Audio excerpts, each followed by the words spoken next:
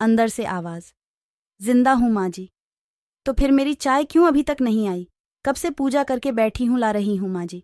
बहू चाय के साथ भजिया भी ले आई। सास ने कहा, तेल का खिलाकर क्या मरोगी? बहू ने कहा, ठीक है माँ जी, ले जाती हूँ। सास ने कहा, रहने दे, अब बना दिया है तो खा लेती हूँ। सास ने भजिया उठाई और कहा, कितनी गंदी भजिया बनाई हैं तुमने। बहू, माँ जी, मुझे कपड़े धोने हैं, मैं जाती हूँ। बहू दरवाजे के पास छिपकर खड़ी हो गई। सास भजिया पर टूट पड़ी और पूरी भजिया खत्म कर दी। बहू मुस्कुराई और काम पर लग गई। दोपहर के खाने का वक्त हुआ। सास ने फिर आवाज लगाई, कुछ खाने को मिलेगा। बहू ने आवाज नहीं दी। सास फिर चिल्लाई, भूखे मारोगी क्या? बहू आई, सामने खिचड़ी रख दी। सास गुस्से से, ये क्या है? मुझे इसे नहीं खाना, इसे ले जाओ। बहू ने कहा, आपको डॉक्टर ने दिन में खिचड़ी खाने को कहा है, खाना तो पड़ेगा ही। सास मुंह बनाते हुए, हाँ तू मेरी माँ बन जा। बहू फिर मुस्कुराई और चली गई। आज इनके घर पूजा थी। बहू सुबह 4 बजे से उठ गई। पहले स्नान किया, फिर फूल लाई, माला बनाई, रसोई साफ की, पकवान और भोज बनाया। सुबह के 10 बज गए। अब सास भी उठ चुकी थी। बहू अब पंडित जी के साथ भगवान के वस्त्र तैयार कर रही थी। आज ऑफिस की छुट्टी भी थी, यह उनके पति भी घर पर थे। पूजा शुरू हुई। सास चिल्लाती, बहू ये नहीं है, वो नहीं है। बहू दौड़ी दौड़ी आती और सब करती। अब दोपहर के 3 बज गए थे। आरती की तैयारी चल रही थी। पंडित जी ने सबको आरती के लिए बुलाया और सबके हाथों में थाली दी। जैसे ही बहू ने थाली पकड़ी, थाली हाथों से गिर पड़ी। शायद भोज बनाते हुए बहू के हाथों में तेल लगा था, जिसे वो पोंछना भूल गई थी। सारे लोग तरह तरह की बातें करने लगे। कैसी बहू है, कुछ नहीं आता, एक काम भी ठीक से नहीं कर सकती, न जाने कैसी बहू उठा लाए, एक आरती की थाली भी संभाल नहीं सकी है। उसके पति भी गुस्सा हो गए, पर सास चुप रही, कुछ नहीं कहा, बस यही बोल के छोड़ दिया, सीख रही है, सब सीख जाएगी धीरे धीरे।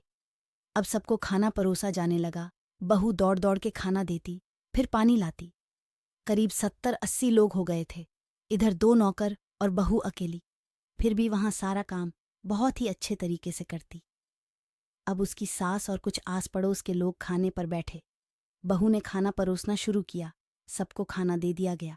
जैसे ही पहला निवाला सास ने खाया, तुमने नमक ठीक नहीं डाला क्या? एक काम ठीक से नहीं करती, पता नहीं मेरे बाद कैसे ये घर संभालेगी। आस पड़ोस वालों को तो जानते ही हो ना साहब, वो बस बहाना ढूंढते हैं नुक्स निकालने का। फिर वो सब शुरू हो गए, ऐसा खाना है, ऐसी बहू है, ये वो वगैरह वगैरह। दिन का खाना हो चुका था। अब बहू बर्तन साफ करने नौकरों के साथ लग गई। रात में जगराता का कार्यक्रम रखा गया था। बहू ने भी 1-2 गीत गाने के लिए स्टेज पर चढ़ी। सास जोर से चिल्लाई, मेरी नाक मत कटा देना, गाना नहीं आता तो मत गा, वापस आ जा। बहू मुस्कुराई और गाने लगी। सबने उसके गाने की तारीफ की, पर सास मुंह फुलाते हुए बोली, इससे अच्छा तो मैं गाती थी जवानी में, तुझे तो कुछ भी नहीं आता। बहू मुस्कुराई और चली गई। अब रात का खाना खिलाया जा रहा था। उसके पति के ऑफिस के दोस्त साइड में ही ड्रिंक करने लगे। उसका पति चिल्लाता, थोड़ा बर्फ लाओ, तो सास चिल्लाती, यहाँ दाल नहीं है, फिर चिल्लाता, कोल्ड ड्रिंक नहीं है, पापड़ ले आओ। इधर उधर आखिरी में उसके पति की शराब गिर पड़ी। उसके एक दोस्त पर और बोलत टूट गई। पति गुस्से में 2 झापड़ अपनी पत्नी को लगाते हुए कहता है, जाहिल कहीं की, देखकर नहीं कर सकती, तुझे इतना भी काम नहीं आता? सारे लोग देखने लगे। उसकी पत्नी रोते हुए कमरे की तरफ दौड़ी। फिर उसके दोस्तों ने कहा, क्या यार, पूरा मूड खराब कर दिया, यहाँ नहीं बुलाया होता, हम कहीं और पार्टी कर लेते। कैसी अनपढ़ गंवार बीवी ला रखी है तूने, उसे तो मेहमानों की इज्जत और काम करना तक नहीं आता। तुमने तो हमारी बेइज्जती कर दी। अब आस पड़ोस की औरतों को और बहाना मिल गया था। वो कहने लगीं, देखो क्या कर दिया तुम्हारी बहू ने, कोई काम की नहीं है। मैं तो कहती हूँ अपने बेटे की दूसरी शादी करा दो, छुटकारा पाओ इस गंवार से। सास उठी और अपने बेटे के पास जाकर उसे थप्पड़ मारा और कहा, अरे नालायक, तुमने मेरी बहू को मारा, तेरी हिम्मत कैसे हुई, तेरी टांग तोड़ दूंगी। उसके बेटे के दोस्त कुछ कहने ही वाले थे कि उसकी माँ ने घूरते हुए कहा, चुप, बिल्कुल चुप। यहाँ दारू पीने आए हो, जबकि पता है आज पूजा है और तुम्हें पार्टी करनी है। कैसे संस्कार दिए हैं तुम्हारे माता पिता ने। और किसने मेरी बहू को जाहिल बोला? ज़रा इधर आओ, चप्पल से मारूंगी अगर मेरी बहू को किसी ने शब्द भी कहा तो। अरे पापी, तूने उस लड़की को बस इसलिए मारा कि तेरी शराब टूट गई। पापी, वो बच्ची सुबह 4 बजे से उठी है, घर का सारा काम कर रही है, न सुबह से नाश्ता किया न दिन का खाना खाया। फिर भी हंसते हुए, सबकी बातें सुनते हुए, ताने सुनते हुए घर के काम में लगी रही। तेरे यार दोस्तों को वो अच्छी नहीं लगी। जूते से मारूंगी तेरे दोस्तों को जो कभी उन्होंने ऐसा कहा। उसके यार दोस्त चुपके से खिसक लिए। अब सास बहू के कमरे में गई और बहू का हाथ पकड़कर बाहर लाई। सबके सामने कहने लगी, किसने कहा था अपनी बहू को घर से निकाल के दूसरी बहू ले आना? जरा सामने आओ। कोई सामने नहीं आया। फिर सास ने कहा, तुम जानते भी क्या हो इस लड़की के बारे में? ये मेरी माँ भी है, बेटी भी। माँ इसलिए मुझे गलत काम करने पर डांटती हैं और बेटी इसलिए कभी कभी मेरी दिल की भावनाएं समझ जाती हैं। मेरी दिन रात सेवा करती है, मेरे 1000 ताने सुनती है, पर एक शब्द भी गलत नहीं कहती, ना सामने ना पीठ पीछे। और तुम कहते हो दूसरी बहू ले आऊं? याद है ना छुटकी की दादी, अपनी बहू की करतूत?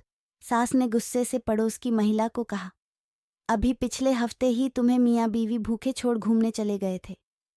मेरी इसी बहू ने 7 दिनों तक तुम्हारे घर पर खाना पानी, यहाँ तक कि तुम्हारे पैर दबाने जाती थी, और तुम इसे जाहिल बोलती हो। जाहिल तो तुम सब हो जो कोयले और हीरे में फ़र्क नहीं जानते। अगर आइंदा मेरी बहू के बारे में किसी ने एक लफ्ज़ भी बोला तो मुझसे बुरा कोई नहीं होगा, क्योंकि ये मेरी बहू नहीं, मेरी बेटी है। बहू सिसकियाँ लेते हुए फिर कमरे में चली गई। सास ने एक प्लेट उठाई और भोजन परोसा। बहू के कमरे में खुद ले गई। सास को भोजन लाते देखा तो बहू ने कहा, अरे माँ जी, आप क्या कर रही हो, मैं खुद ले लेती।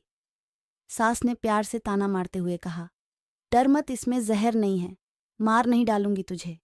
तुझे नई सास चाहिए होगी, पर मुझे अभी भी तू ही मेरे घर की बहू चाहिए। बहू ने अपनी सास को रोते हुए गले से लगा लिया।